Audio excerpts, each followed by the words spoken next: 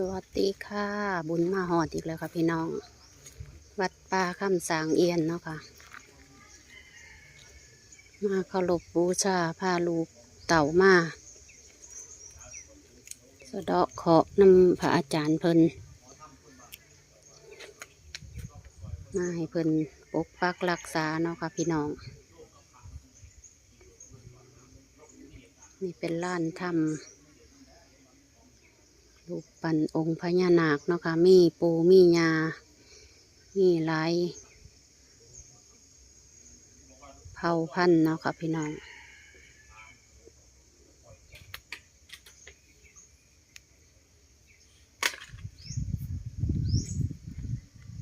เป็นวัดป่าที่พระอาจารย์อ่อนเพิ่น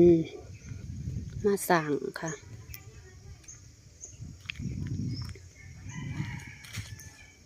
เคยมาแต่เทื่อหนึ่งเนาะค่ะในครั้งที่สองบุญมาหอด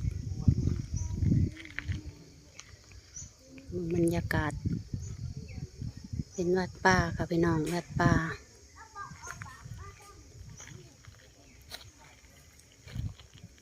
หรือเพิ่นเอิ่นว่าสำนักสงฆ์นี่แหละค่ะมาหลายเทื่อหนึ่งเนาะค่ะตอนเพิ่นยกยอดชัดเจดีย์